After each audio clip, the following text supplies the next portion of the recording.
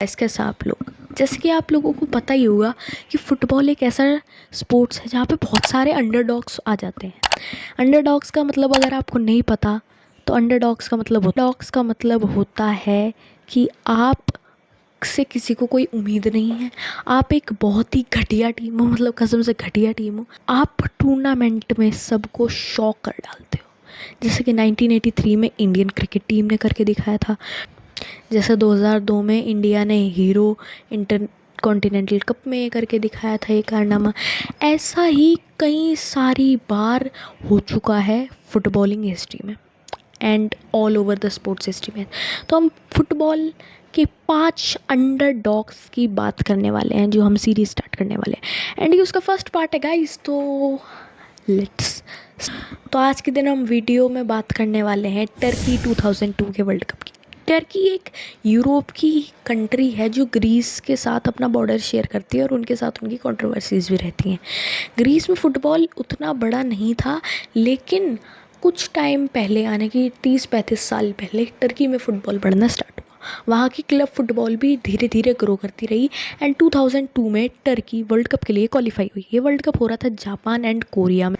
And जो Turkey को group मिला, Turkey get Costa Rica, Brazil and China, यानी कि एक तो all over the best team in the world Brazil, जो 2002 से पहले 4 बार वर्ल्ड कप जीत चुकी थी, जिनमें से उनका लास्ट वर्ल्ड कप अभी 1994 में यूएसए में आया था पेनल्टीज़ में इटली के खिलाफ। तो ब्राज़ील एक बहुत ही बड़ी टीम थी एंड उस टाइम पे ब्राज़ील में कौन कौन थे मुझे बताने की ज़रूरत नहीं है। Brazilian Ronaldo, Ronaldinho, Rivaldo and कई सारे प्लेयर्स थे, इवन काका तक तब थे ब्राज़ील में।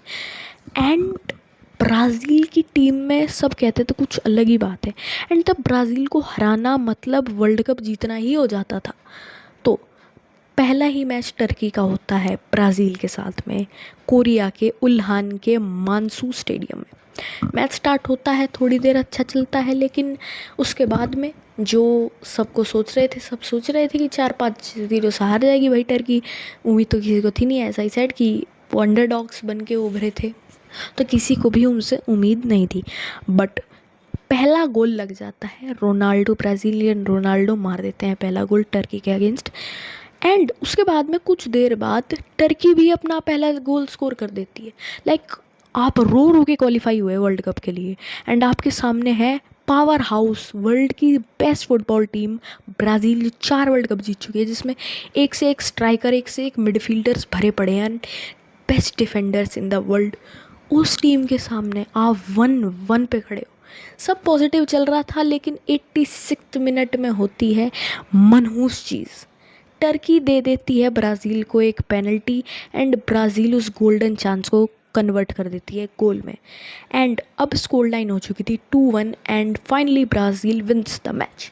बट सबको समझ आ गया था कि ये टर्की की फुटबॉल टीम में कुछ अलग ही बात है, जो ब्राज़ील के अगेंस्ट 2-1 से ही हारी है, जो अब तक 1-1 से ड्रॉ कर रही थी। एंड इवन ब्राज़ील को अगर वो पेनल्टी ना मिलती तो हो सकता था कि ब्राज़ील जीतती भी ना मैच। एंड उसके बाद सब कुछ समझ गया था कि ये टीम कम से कम क्वार्टर फाइनल एंड सेमीफाइनल्स तक तो जाने वाली। अगला मैच टीम का होता है कोस्टारिका के साथ में एंड सबसे पहले स्कोर करती है टर्की। अगेन उनका डिफेंस लूज़ होता है, उनके पास डिफेंस में उतने बड़े नाम नहीं होते एंड इसी वजह से कोस्टारिका पहला गोल स्कोर कर देती है। Costa Rica is also in America, अगर आप जानते हो तो। एंड ये मैच हो जाता है 1-1 से टाई। अब टर्की एक ब्राज़ील से 2-1 से मैच हार चुकी थी एंड अब वो कोस्टारिका से भी 1-1 ड्रॉ पे थी, तो लोगों की कुछ कुछ उम्मीदें छूट गई। लेकिन वो उम्मीदें अगले मैच में लोगों को समझ आ गया कि हाँ भाई, इनसे उम्मीद रखो, ये बहुत आगे जाने वाले हैं। क्योंकि चाइना, जो एशिया की उस टाइम की one of the best team थी, अब नहीं है मेरे ख्याल से, तो 4-5 जो बेस्ट टीमें हैं एशिया की उनमें चाइना नहीं है। तो उस टाइम पे चाइना बेस्ट टीम में से हुआ करती थी एंड वो लोग खेलते हैं टर्की के अगेंस्ट। सब सही चलता है, गेम नॉर्मल तरीके से चल रहा, टैक्टिक्स सबके काम कर रहे थे। लेकिन उसके बाद टर्की एक गोल मारती है, 2 गोल मारती है। हाँ भाई, चाइना के लोग सही है, 2 गोल मार लिए, लेकिन वो तीसरा भी मार देती है। अब आप कहोगे ह्यूमिलेटेड इसको दर्जा दिया जाए, तो हाँ भाई मैं बिल्कुल कहूँगा ह्यूमिलेट ही किया था, क्योंकि अगर तुम उसकी जाके हाइलाइट्स देखोगे ना तो तुम्हें लगेगा यार चलो 3-0 ठीक है, इतनी कोई बड़ी बात नहीं है, बट तुम हाइलाइट्स देखोगे ना तो तुम्हें गेम देख के मिलेगा कि डिफेंस पूरे तरीके से खुल चुका था चाइना का। चाइना कुछ भी नहीं कर पा रही थी एंड उनको डिफेंस में सबसे ज़्यादा दिक्कत हो रही थी। कुछ इस तरीके से हो जाती है Turkey qualify for round of 16। वो टेबल में सेकंड होते हैं ठीक ब्राज़ील के नीचे, और उनका पहला ही राउंड ऑफ 16 का मैच होता है जापान, जो सेकंड होस्ट होती है उस वर्ल्ड कप की। एंड मैच जो था वो मैं कहूँगा कि उस वर्ल्ड कप का सबसे इंटरेस्टिंग मैच था। टीमों ने चांसेस बनाई, डिफेंस अच्छा किया, एंड उसके बाद में होता है ये। It's Ergun with a corner. It's Umit Davala! 12 minutes in and Turkey hit the front. Turkey literally score against Japan and अब क्लियर था कि वो क्वार्टर फाइनल्स में जा रहे हैं। एक टीम जो रो रो के क्वालिफाई हुई थी, जो ब्राज़ील के अगेंस्ट 2-1 चली गई, can you believe it. And उसके बाद कोस्टारिका से भी 1-1 ड्रॉ कर लिया, एंड उसके बाद में चाइना से भी 3-0 से जीत गए, एंड अब finally the win against Japan 1-0 से, एंड अब वो क्वार्टर फाइनल में सामना करने वाले थे सेनेगल का। एंड मैच शुरू होता है सेनेगल का टर्की के अगेंस्ट, एंड क्वार्टर फाइनल्स में टर्की 1-0 से जीत जाती है भाई सेनेगल से। लाइक तब तुम सोचो कि चलो भाई ब्राज़ील से ऐसा हार गई, चलो ठीक है। कोस्टारिका से तो ये बहुत बुरे तरीके से हारने वाले, कोस्टारिका से टाई कर लिया। चाइना से तो भाई ये कसम से 5-0 हार जाएंगे, चाइना से 3-0 विन ले ली। जापान से तो सबने एक्सपेक्ट कर ही लिया था, इवन मैं तो कहूँगा टर्की की खुद की टीम ने और एसोसिएशन ने भी नहीं सोचा होगा कि वो जापान के अगेंस्ट जीत जाएंगे।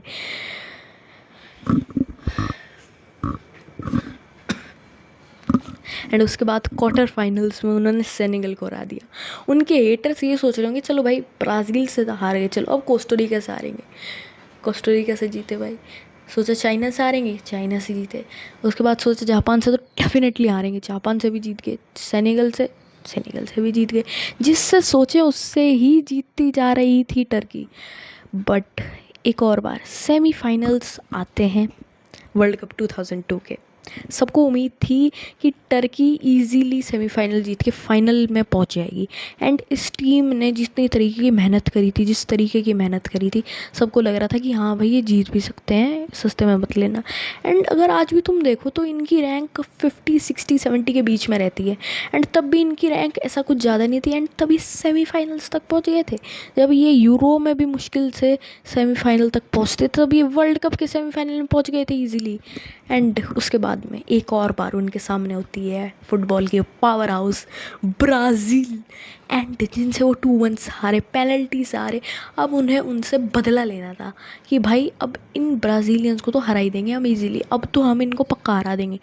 एंड होता है बिल्कुल उलट, Brazil win against the giants Turkey. So hello guys, कैसे आप लोग। एंड यार वैसे जो मैंने आपको वीडियो अभी दिखाई, ये मैंने अपलोड करी थी शायद मिड जून के अंदर, एंड तब ये वीडियो डिलीट कर दी थी यूट्यूब ने। आई डोंट नो कैसे हुई, मैंने खुद से नहीं करी, यूट्यूब ने कि मुझे पता नहीं मेरे को, बस ये वीडियो डिलीट हो गई थी। सो अभी मैंने इस वीडियो को री अपलोड किया है, एंड ये हमारी सीरीज़ स्टार्ट हुई थी अंडरडॉग्स की, अंडरडॉग्स नाम से 3 वीडियोस और मैं बनाने वाला था, बट उसके बाद मैं भूल गया था। तो इसमें मैंने जितना मेरे से हुआ उतनी एडिटिंग मैंने, पता नहीं कुछ एक हफ्ते मैंने कुछ 1-2 दिन लगातार इसकी एडिटिंग की थी, की फ्रेमिंग जैसे तैसे लगा के।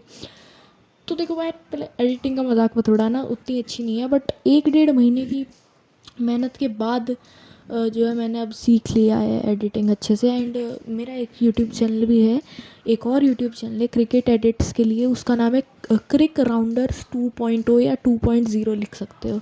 सो यार उस पर भी जाके सब्सक्राइब कर देना, एंड प्लीज़ यार सपोर्ट करना, इसको री अपलोड कराऊँ जैसे तैसे वीडियो मिली है पीछे जाके।